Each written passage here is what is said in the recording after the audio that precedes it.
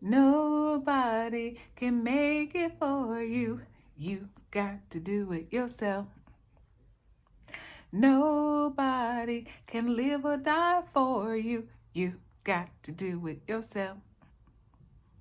Some people say they can get it for you. Others say they can see you through. But if you need help, hey, then you got to help yourself. Rebop, rebop, yeah, rebop, rebop.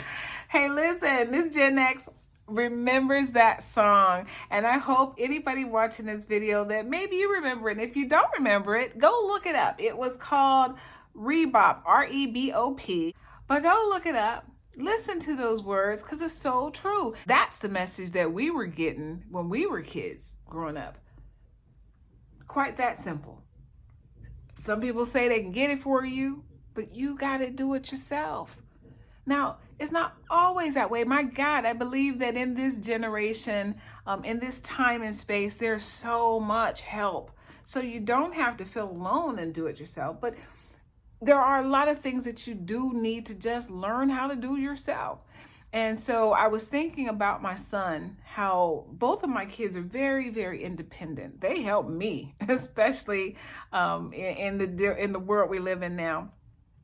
And I was thinking about how my children are definitely not entitled children. I didn't have the means. Me and their father didn't have the means to give them the biggest and best of everything. You know, the most expensive sneakers and the most expensive clothes and all of this stuff. My daughter, she was not allowed to get her fingernails polished until she was 16. And that was only because after my husband had said no to her getting her fingernails polished, I had a quiet conversation separate from the kids and said, hey, she's a good kid. It's not going to do a lot of harm for her to get her nails done. So he started letting her get her nails done when she was 16. Okay. But both of them are very independent and very respectful, very resourceful children, or, now they're young adults. But right now I want to focus on my son. So my son, when he was 16, he said that he didn't want to hurry up and get a car or a driver's license or anything like that. He wanted to take his time. He didn't feel he was ready at the age of 16. He said, I'll be ready when I'm 18 or 19. I said, oh, okay. So when he turned 18, he still didn't rush to get a driver's license or anything. But one day, my daughter and I were home watching TV together, and my son comes in, and he's like, so yeah, Mom, I got a car.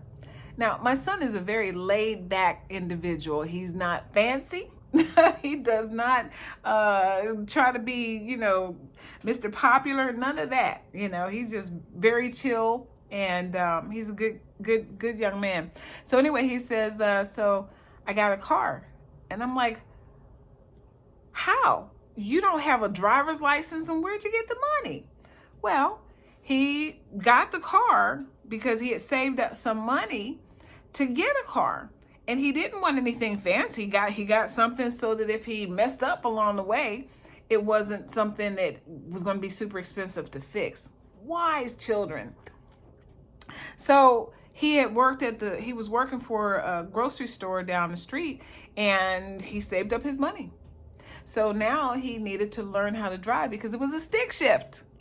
So I knew how to drive a stick because I lived over in Japan for a while when I was in the Navy. And so he had friends that taught him, and I taught him. So he learned how to drive his car.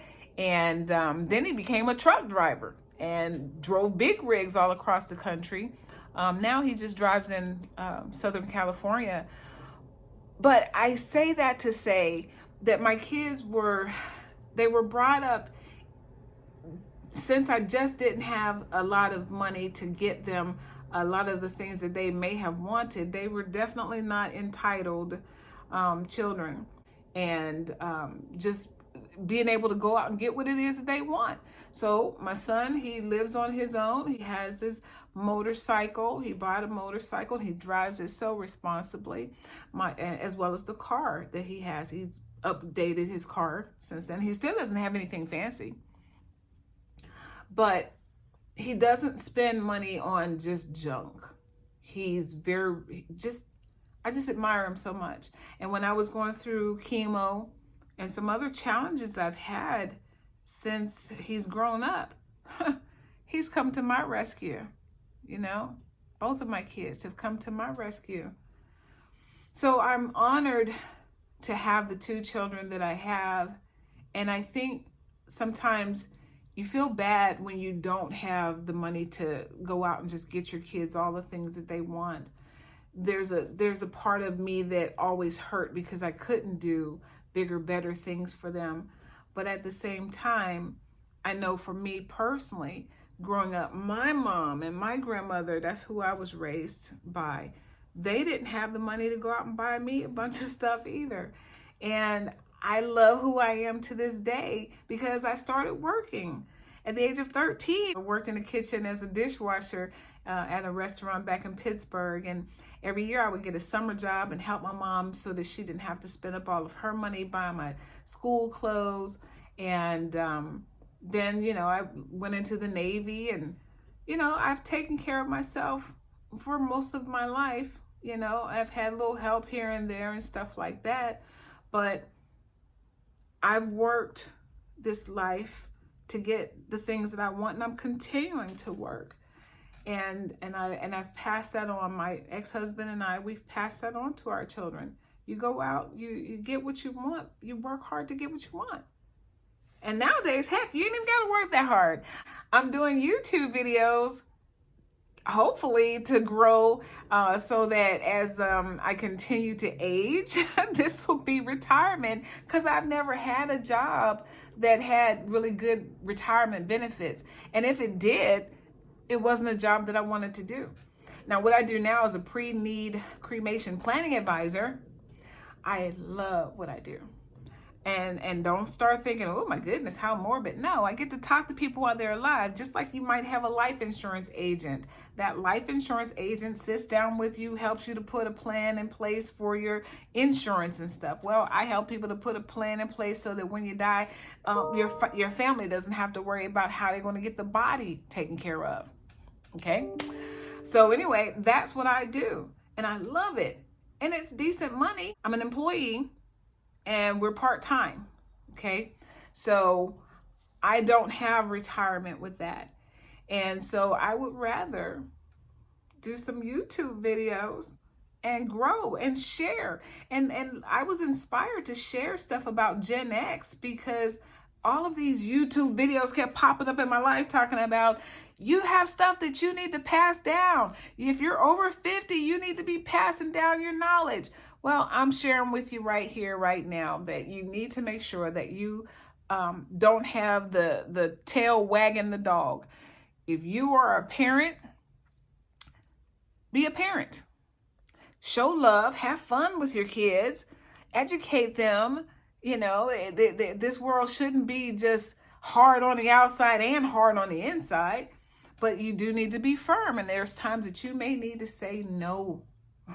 And just it may hurt you more than it hurts them, but sometimes you have to say no. There were times my mom wouldn't let me go to places simply because she just felt like it was time for her to say no.